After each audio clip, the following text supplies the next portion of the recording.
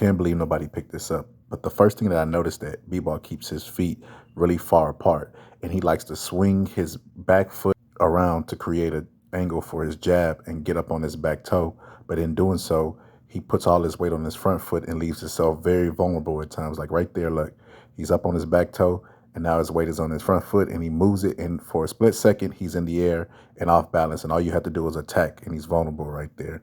And he, like I said, look at his back toe up. He likes to create an angle for that jab, so he tends to swing his hips a lot and try to get up on his back toe. But when he does finally decide to commit to a jab, it leaves him vulnerable, like I said, because his balance is off, or a lot of times he's stuck searching for that angle and he won't let off any offense. But look right here, he gets up on that back toe and commits, and then because his weight is on his front foot, he leaves himself in the air and vulnerable and stuck for a counter right hand over the top. And that's what lands right here by Pascal, right over the top. There's nothing he could do about that defensively. Look right here, he doesn't have the angle, the desired angle that he has, so he could double and triple up the jab. So what do you think he's going to do? Has his legs spread far apart. What do you think he's going to do? Swing that leg around and try to create the angle. And like I said, if you catch him while he's trying to create the angle for the jab, he's very, very vulnerable for a right hand. You can sneak a right hand in right there while he's trying to position himself. He keeps his hands really, really low and gives you opportunities to lay into him, and Canelo won't wait. Right here, he spins around, pushes off that back foot, and has his legs too far apart and has to get his legs back under him right there because he has horrible balance, and he loves to fight off that with that back toe in the air and try to create an angle. Another thing I noticed is because his legs are too far apart, when he jabs, you could get under him really, really easy and send body shots. And Canelo will definitely do that. He will counter him with body shots all night because, like I said, when Bivol's signature move is to fake the jab and then turn it into a left hook. And right here, he catches him flush and still doesn't hurt him. Having the experience that he has, when that guy tries it, he counters him with a jab. And I think that's going to be the difference in this fight. Everybody's talking about the jab of Bivol, Bivol's jab. But as I just pointed out to you, he has a bad foundation when he throws his jab. So he can easily be timed and countered off of his jab. And if you take his jab away, what fighter is Bivol? He's going to be uncomfortable all night. I don't see this fight being that difficult as everybody's making it out to be for Canelo. As you can see here, Canelo demonstrating a power jab, pushing off the back foot and controlling the range and pushing them back. See right there, pushing them back, being out the way when the return fire comes. And that guy is way bigger than Canelo. Looks like they're in two different weight classes. And Canelo's still controlling his jab right there, controlling his jab, parrying it, ducking up under it, and not being there for the shots that's coming off the jab. And he's still controlling the range and pushing them back and forcing them back and forcing him to be uncomfortable. Right there, parrying the jab, moving closer to him. I don't see any way in which Bivol wins this fight. Will you take the jab away from him? Yeah. I know how. I think one thing that will play the biggest factor in this fight is the experience of Canelo and the lack of experience of Bivol, which I haven't heard nobody talk about really. I think Canelo learned from his first loss against Mayweather, and he's made the adjustment to where now, he's actually thinking in that mindset of staying calm, that it's a 12-round fight, seeing the shots, picking shots off. But listen to Canelo in his own words say what he learned from Mayweather. Could you tell the size and the weight difference on him? No, I think it's really about the skills. I don't really think it's about the weight. I mean, it's about the weight when you get. Everybody keeps saying he's so big, but you're comfortable fighting big guys, and he's not even the biggest you fought. I'm comfortable fighting anybody. But why is Any size. Any size. But why is it that size doesn't bother you? What do you think that you bring to the table that doesn't matter? My experience and my skills. And when you're in this level, you need to adapt yourself To any style. to any style, right? I fought with every style, every size. So at this point, I can adapt myself. Experience.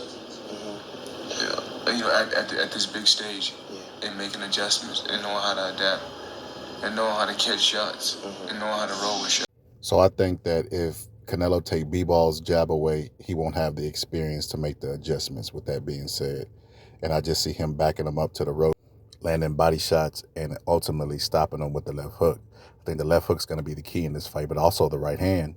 Canelo just has too many tools in his arsenal, I think.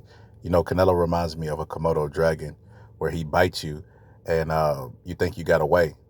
And then just slowly, you're breaking down, and then he comes and eats. If Canelo reminds me of anything, he reminds me of a Komodo dragon. He takes pieces of you, he takes chunks of you throughout the whole fight, and then ends up finishing you. And he does not go for the decision. If the decision happens, it happens. But he goes in there to knock his opponents out. He throws punches with mean intentions. And I just see the fight going exactly how this fight went. Canelo controlling him with his jab, taking the other guy's jab away and backing him up to the ropes, and finishing him with the left hook. But check this out. Bivol fights too tall, and he leaves his legs spread far apart, like I told you earlier. And when you get up under him, he doesn't make the defensive move right there. See, he leaves openings on both sides to where this guy was able to come up and hit him with both gloves. Not solid, but still, you're not supposed to be able to land two gloves on an elite champion. I think that's due to his lack of experience, like I said. Watch here. Pascal lays to the right side, right? Stays out of range because Bivol has his legs too far apart. He's not going to take the risk. That's another thing he doesn't do. He doesn't initiate. He tries to counterpunch through the whole fight, especially when he's comfortable. And he allows Pascal to rest. Pascal throws a shot, but that's a don't hit me type of punch just to get Bivol defensive so he can rest longer. This is what I mean by lack of experience. Watch this. He lays on his right side. Look where Bivol's eyes are on him, right?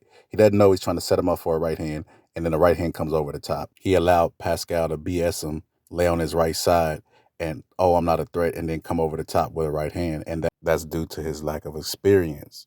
Like I said, another thing Bivol does is he allows people to lay into his body too easy, and he leaves openings right around the corner, right around the side of the elbows. And Pascal, being a veteran, takes advantage and hits him on the side of the elbows. And Canelo would do the exact same thing because he's a veteran.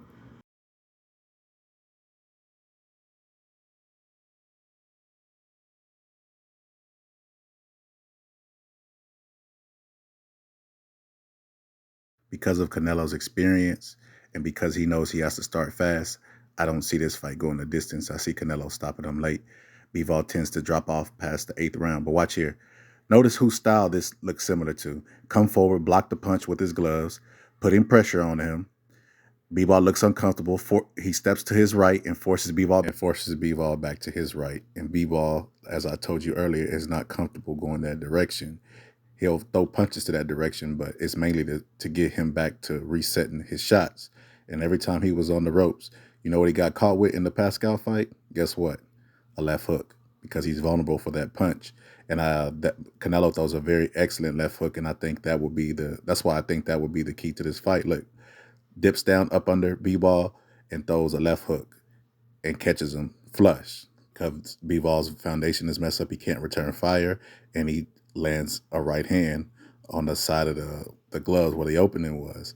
And Bivol's still uncomfortable, and he wants to get back to that distance that's comfortable for him and get his feet in a place that's desirable for him and then let his shots go. And Canelo will not give him that opportunity. He will be putting pressure on him just like this, taking his jab away and forcing him to his right, which he's not comfortable fighting in. And that's for that reason I think Canelo will stop him late. Perhaps the 8th or 9th round, because I've seen Bivol tends to drop off past those rounds in his fights. But listen to Canelo basically say he's going to start fast, and he knows what he's up against. You got the reputation where it takes you a few rounds to just figure the opponent out and make the adjustments. What round does it usually click? Is it the third, fourth round? Depends the opponent. You maybe it's early, later, right. But I think with Bivol, I need to start early because he have that stamina to go to 12 rounds, same condition, right? And I think I need to start early. You got 11 fights that you ended from the 9th and on. Do you think that it might take that long with somebody like Bivol because he moves so much? Yes, and he's you don't ever get worried during that? Like, damn, we 11th round. No, that's why he's 12 rounds, right? To show them who's the best fighter. As you heard, Canelo is going to use all 12 rounds to try to get him out of there and show who's the best fighter. Like I said, he's like a Komodo dragon. He's not going to stop trying to knock you out until the last bell dings. And plus, not to mention, it's Cinco de Mayo weekend. Those fans are going to be going crazy. And I don't think he's ever competed on this level on this platform with this amount of tension. And I think the anxiety plus Canelo starting fast will be too much for him. And like I said, when he's laying on the ropes, he's really, really vulnerable. He doesn't throw a lot of punches. He allows you to pin his guard. So he can't move his arms or throw punches. And I just think Canelo has too many tricks. And I think he's going to end up knocking out Bivol, like I said, in perhaps the 8th or 9th round when he starts to dip off like he's did in previous fights. If you like and enjoy my channel and my content, I'm going to leave my Cash App. You could donate if you like. No pressure. But I'm going to let Canelo take us home. Anyway, it's the Boxing Scholar, and I'm out. Will you take the jab away from him? Yeah. I know how. Will you take the jab away from him? Yeah. I know how. Will you take the jab away from him? Not with me. You never know with me. What's But going to be the shot to hurt him? You know, you did the 1-2 every with shot. Every shot. Does it go to distance? Huh? Does this fight go to distance? I hope so. No. I hope so.